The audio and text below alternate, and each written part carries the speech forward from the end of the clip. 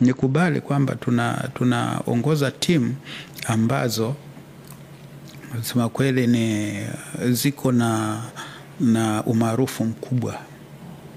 Hiyo hakuna mtu anaweza kukataa. Ndio maana tunasumbuka, unaona tunakaa vikao hapa kwa sababu ya hizo. Kwa sababu kama ingekuwa ni rahisi, ilikuwa ni kitu straightforward. Kwamba wewe umefanya hiki, faini yako hii. Wewe umefanya hiki, unashushwa daraja. Ingekuwa rahisi. Lakini piga picha, umeishusha Yanga, umeishusha Simba.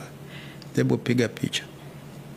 Lakini ni kutokana, tumekuwa na malezi mabaya tangu huko nyuma.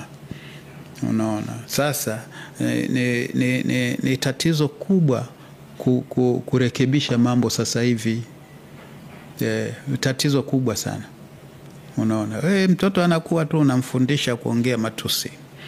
Unaona, sasa kuja kumrekebisha, yeye atajua kwamba tangu nimezaliwa mimi najua hili sio, ni neno tu la kawaida. Uje ulirudishe itakuwa ngumu. Tunapaswa tuwaelimishe kwamba wewe unaposema kwamba Simba kagomea, tunataka tukuelimishe Simba kama aligomea au hakugomea. Pia tunataka tukuelimishe Yanga na haki ya kudai point 3 au hakudai. Sasa haya ndio mambo ambayo huwezi ukakurupuka ukaja ukasema hiki kwa ina utaratibu wake. Alafu kama nilivyokuambia ni timu kubwa ambazo kusema kweli hata serikali yenyewe inaziangalia kwa umakini mkubwa, kwa sababu serikali nia na madhumuni yake ni kuhakikisha nchi inakuwa na amani. Sasa watu wa mpira bwana, unakuta watu na madigrii yao na nini, lakini behavior yao inabaki ile kama ya mtu mwingine yoyote katika mapenzi ya mpira.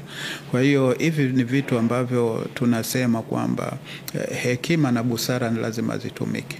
Sheria, kanuni ipo kweli, lakini lazima pia utumie hekima na busara. Sasa huyo asiyetaka kutumia hekima au busara, kusema kweli huyo hayuko all out kutatua hili tatizo.